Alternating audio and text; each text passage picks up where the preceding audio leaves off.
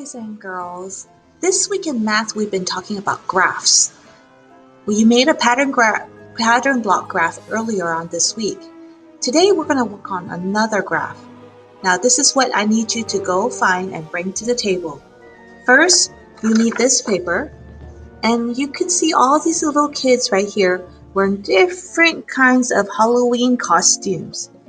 All right, so find this, and on the top it says graphing fun. All right. Next, you also need a pair of scissors, and you need a glue stick along with this activity today. So go find those three things and come back to the video.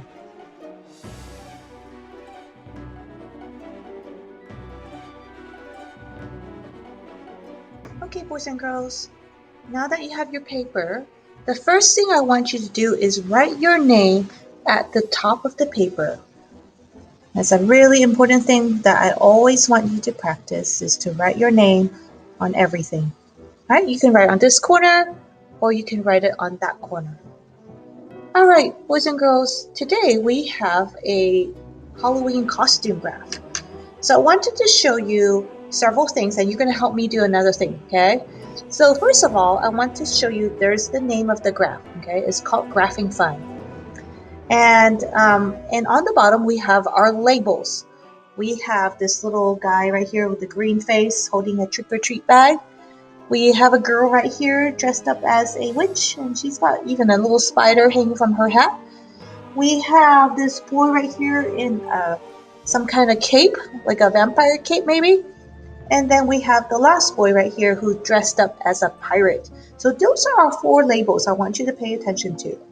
Now, next thing I want to show you is our graph right here. And do you remember from our last graph, we saw there are boxes for our graph. What I do want you to do, boys and girls, today is next to the graph, we're going to label the graph with some numbers. Would you take your pencil right now? And this is box number 1, right? So if we have something in there, that will be 1. All right, I'm going to use my marker so you can see it a little bit better. That'll be 1. All right, and the next box would be 2, so you can write a 2 right there with your pencil. And then if I have something up to this bar graph right there, would be a 3. And if I have all the way up to the top, I would have 4. Now, boys and girls, today in today's graph, the biggest number you could have is 4. Okay? All right, next thing I want you to do is you're going to grab your scissors, boys and girls, and you're going to do one cut first. Okay? So watch what Mrs. Yates does. Just right here on the bottom, or maybe right here. Okay, do you see this dotted line right there on the top? I'm just going to cut all the way across. All right, and now that I have separated, I have the top part. We're not going to cut this part. We're only going to cut this part. So boys and girls, I want to show you the smart cut. Follow my scissors. I'm going to cut all the way around. Okay, so do you see those dots right there? I'm going to go this way, and then I'm going to go up, and then I'm going to go across. Okay, and then you can cut in between and cut all those little pieces apart. Okay, so would you go ahead and pause your video now and cut all these pieces apart? Then I'll show you what to do next.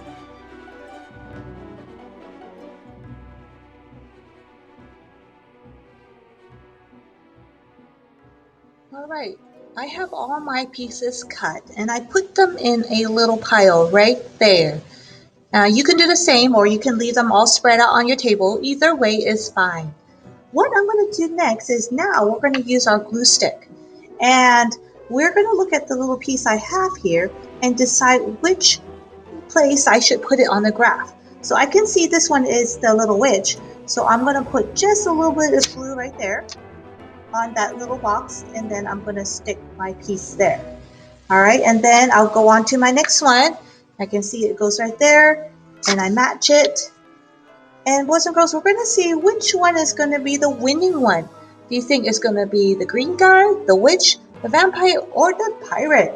At the end, when you're all finished, you will count how many for each one you have. And you can use the numbers on the side to help you count. So like I can see right here, there's another witch right here. So I'm going to put that witch right there. Now there's 2.